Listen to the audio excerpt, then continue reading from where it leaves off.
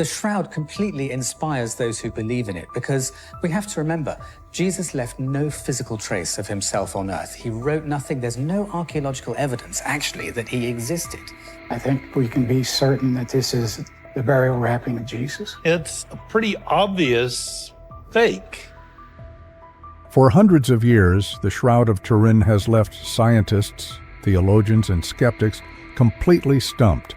But now, new evidence has come to light, evidence so bizarre, so beyond explanation, that some are beginning to wonder, could it actually be extraterrestrial? In today's video, Doctor, John Campbell dives into the newest discoveries surrounding the Shroud, and what he uncovers might just upend everything you thought you knew about history, science, and maybe even life beyond Earth. The Shroud of Turin is a centuries-old relic bearing the faint but unmistakable image of a man. Over the years, it's been damaged, most notably in a devastating fire that left burn marks. But its secrets, imprinted across its 14-foot length, remain intact. To this day, scholars and skeptics continue to study it, not just for what it appears to show, but for what it might actually mean, not just because of its age, but because of a captivating theory that the shroud might actually be the burial cloth of Jesus Christ. It has continued to spark debate. Dr. John Campbell explained how the influential Protestant reformer John Calvin dismissed the shroud as a hoax centuries ago. Calvin's harsh critique led many Protestant groups to disregard the relic entirely, leaving it largely forgotten outside of Catholic communities. Dr. Campbell challenged this dismissal, likening it to throwing the baby out with the bathwater. Just because many medieval relics were scams designed to make money, he argued, doesn't mean the shroud should automatically be lumped in with them. It might actually be the real thing. He then turned to a pivotal scientific investigation from 1978. A photographer named Vernon Miller captured a mysterious image of the shroud, one that revealed remarkably clear details. The shape of the head, the eyes, the nose, the lips, even traces of what looked like blood. Scientists later confirmed that these stains were human blood, and the wounds they matched, scalp punctures and facial injuries, closely resembled what you'd expect from someone tortured and crowned with thorns. But here's the truly strange part. How did this image even appear on the cloth? That's the real mystery. Dr. Campbell described it as a photographic negative, somehow imprinted on linen, a material that isn't even photosensitive. In other words, it's something that shouldn't even be possible, especially in the time period it's from. The mystery deepened even more in 1898, when a French photographer named Secondo Pia took the first ever photograph of the shroud. To everyone's astonishment, a clear positive image of a man's face emerged from the negative, bringing previously hidden features to life. This haunting revelation reignited fascination with the shroud. Dr. Campbell even drew a connection to ancient prophecy, referencing the book of Isaiah, which describes a figure so disfigured he no longer looked human. That description eerily mirrors the bruised and beaten figure now visible on the cloth. And the most baffling part? The image is still there, somehow burned into the fabric, not painted, not drawn, just there. One of the most fascinating discoveries about the Shroud of Turin came in 1978, when NASA's 3D imaging technology revealed something incredible. Embedded within the cloth was three-dimensional data. This analysis brought the features of the man's body and face into sharp focus, adding another layer to the mystery. It wasn't just a flat image, it had depth. This astonishing detail connected modern science with ancient scripture. Like the biblical account of Joseph of Arimathea wrapping Jesus in a linen cloth, the shroud shows both the front and back of a man's body wrapped in cloth. Clear marks of whipping are visible, along with blood stains that align with the wounds of a crown of thorns. And tests confirm the blood is indeed human. Even after suffering significant damage in a fire in 1590, the image on the cloth including the encoded negative image and the 3D data, remains intact. What's even more remarkable is the anatomical accuracy. The body shows signs of nail wounds through the wrists, consistent with Roman crucifixion practices. The level of detail is so precise that some have called the shroud the most studied artifact in human history. Despite the agony it portrays, it continues to captivate researchers and believers alike. A closer look reveals a man scourged, stripped, and executed exactly as Roman law would have dictated. His shoulders are bruised, likely from carrying a heavy beam. The scourge marks and the injuries from a crown of thorns are painfully clear. And somehow, the 1590 fire didn't erase the haunting image. What remains is a vivid look at a young, physically fit man in his final moments. High-definition photography allows us to see every mark and wound in stunning detail, bringing the story of the shroud to life in a deeply personal way. The man's face appears swollen, his nose looks broken, and part of his beard has been ripped out, just as Isaiah's prophecy described, "I gave my back to those who strike, and my cheeks to those who pull out the beard." There are also signs of blows to the head, bruising on the knees likely from repeated falls, and deep scourging wounds. The man shows signs of carrying a cross, much like Jesus in the Gospels, who struggled under its weight with Simon of Cyrene's help. One of the most striking features is the oval wound on the right side, consistent with the Roman method of confirming death by piercing the side with a spear. The image even suggests a flow of blood and water, echoing the gospel account of what happened when Jesus' side was pierced. This detail is no coincidence. Roman soldiers were highly trained to ensure death was certain, and the shroud captures that exact moment, frozen in time. Each mark, each wound, tells a story, a chapter in a greater narrative of pain, sacrifice, and mystery.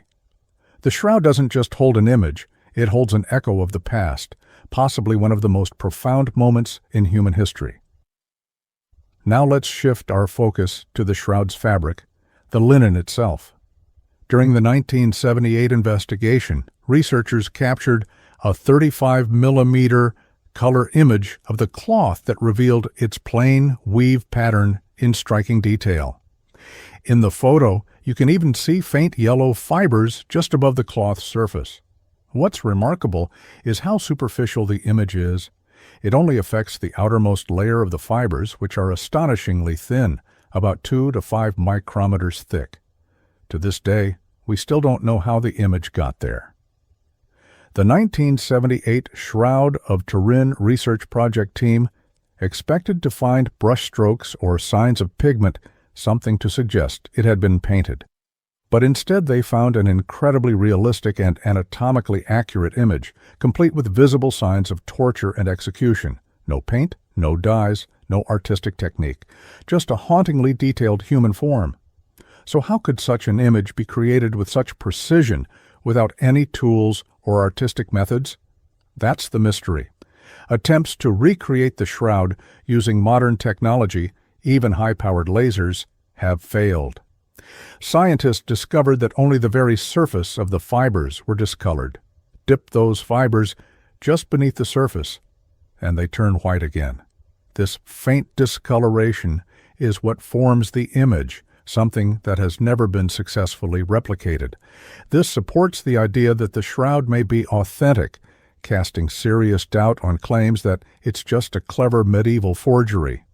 One of the most intriguing details lies in the chest wound. When viewed up close, there's a faint halo effect around the blood, a sign of serum separation, something that naturally happens when blood dries. And unlike ordinary blood, which turns brown over time, this blood has stayed red. Why? Scientists believe it's because of a high concentration of bilirubin, a substance that's released into the bloodstream during extreme trauma. The blood also contains hemoglobin, human albumin, and human-specific antigens, providing strong evidence that it is, without a doubt, real human blood. While it hasn't been confirmed, some researchers believe the blood type may be AB, a rare type often associated with universal plasma donors. Another astonishing feature of the shroud is its ability to encode three-dimensional information from both the front and back of the body. Using this data, scientists have built 3D models that perfectly match the body's shape, posture, and features.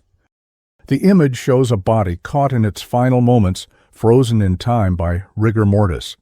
The arms are lowered, but the legs appear slumped and bent, likely due to the weight of the body resting on the nail driven through the feet. There's even a raised area behind the head that looks like a pillow, but it's not. It's the head, stiffened in place while still on the cross. This posture is encoded in the shroud with shocking anatomical accuracy, capturing the brutal physical reality of a crucifixion. Back in 1978, scientists ran extensive tests to determine whether the shroud was painted. The results were clear: no pigments, no dyes, no stains. Microchemical and X-ray fluorescent studies found no evidence of paint or artistic materials. Ultraviolet and infrared scans, along with computer-enhanced imaging from the VPA analyzer, confirmed the presence of true 3D spatial data encoded in the cloth. Even more surprising, there was no trace of oils, spices, or burial chemicals often used in ancient funerary practices. Everything about the shroud defies explanation. It's not just a relic, it's a riddle woven in linen, capturing the final agonizing moments of a man whose suffering mirrors the biblical accounts of Jesus in nearly every detail. One of the most enduring mysteries of the Shroud of Turin is the nature of the image itself. How exactly was it formed? Was it created during life, or did it somehow appear after death? What we know is this: the image was not created by any substances naturally emitted from the body, no oils, no bodily fluids, and no known biological materials. Yet despite this, there is compelling evidence that the shroud did come into direct physical contact with a human body. This physical contact helps explain some of the impressions on the torso, especially where there are clear outlines of wounds and anatomical features. But it does not explain the most striking part of all, the astonishingly detailed image of the face. Over and over, photography has captured this image with extraordinary clarity. Whether through traditional photographs or digital scans, the facial features, the nose, eyes, lips, beard, and even bruises, emerge with haunting precision. And here's the most baffling part. Despite decades of rigorous attempts, no one has been able to reproduce this image using any known method. Scientists have experimented with old linen, mimicking conditions from the Middle Ages and ancient times. They've tried chemical processes, heat, radiation, contact methods, and even advanced imaging technologies. But all have failed to replicate the unique and delicate qualities of the shroud's image. Its formation cannot be fully explained by any known physical, chemical, biological, or medical process. Even with the advancements we've made in science by the year 2024, theories abound. But one continues to stand out among researchers: the possibility that the image was formed by a sudden, intense burst of energy, perhaps radiation or light, at a moment in time when the body was no longer alive but still present. Some suggest this burst may have been brief, yet powerful enough to sear the image onto the uppermost fibers of the linen without burning through the cloth itself. But even this theory doesn't offer a complete explanation. What makes the shroud so compelling is that the mystery doesn't weaken with time, it deepens. Each new test, each new analysis, only adds layers of intrigue. Despite the best efforts of physicists, chemists, biologists, and historians, no definitive answer has emerged. The shroud defies classification, slipping through the fingers of science like smoke through a net. And yet, what we can say with certainty is this: the image is of a real man, a man who suffered deeply. The markings on the body align precisely with what we know of Roman crucifixion: wounds from a whip, blood from a crown of thorns, nails through the wrists and feet, and a deep gash in the side. This wasn't an artistic interpretation or symbolic design. It was real. It was specific. It was personal. This man, whoever he was scourged and crucified with brutal accuracy. His image was somehow preserved on a fragile piece of linen in a way that no other artifact in history has ever managed. And that's the heart of the mystery. How did this extraordinary image form? We're left with more questions than answers, but one thing is undeniable.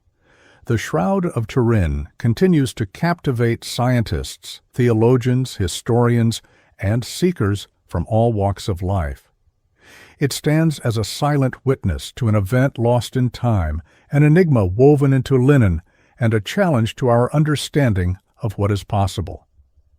Yet, despite all our advancements in science and technology, how the image on the Shroud of Turin was actually formed remains one of the greatest unsolved mysteries of history, just as puzzling today as it was decades or even centuries ago.